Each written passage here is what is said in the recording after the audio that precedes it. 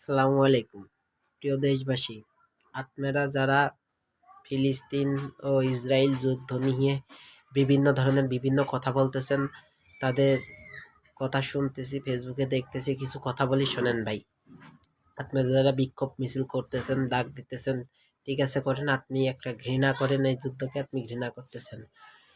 আর আপনি যারা বলতেছেন যে পূর্ণ বয়কট করার জন্য, ইসরায়েলি পূর্ণ বয়কট করার জন্য, করেন ভাই, সমস্যা নেই। একটা দেশের পূর্ণ বয়কট করা মানে একটা দেশের মেরুদণ্ড ভেঙে ফেলা।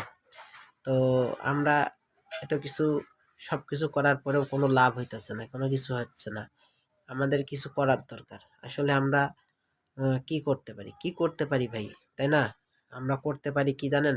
আমরা বাংলাদেশে 18 কোটি জনগণ,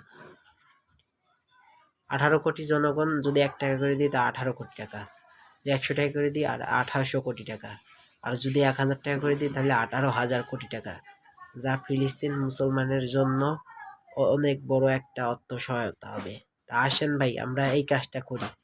আর আমরা আরেক পারি কি, আমরা দেশের সরকার প্রধান আমাদেরকে অনুমতি দিক আর না দিক, দেশের সৈন্য পাঠাক আর না পাঠাক, আমরা যারা মুসলমান আছি ইমানের দায়িত্ব নিয়ে, তারা আমরা একজোট হয়ে আমরা চলেন ফিলিস্তিনি পক্ষ নিয়ে যুদ্ধ করি।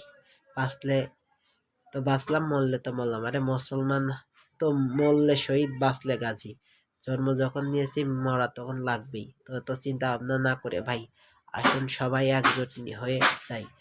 একা একা যাইতে পারবো না, কারণ একা একা কোনো দেশের বর্ডারের কাছে গেলে গুলি করে মেরে হালাবি। কিন্তু যখন আমরা 500, 1000, 2000, 10,000, 20,000 লোক একসাথে যাব, তখন কিন্তু ভাই এই সাহসটা পাবি না। আমরা তখন নিশ্চিন্তায় কিন্তু ফিলিস্তিনে পৌঁছাইতে পারবো। তো ভাই আসেন সবাই মিলে একসাথে যুদ্ধ করতে চলে যায় ফিলিস্তিনের পক্ষে।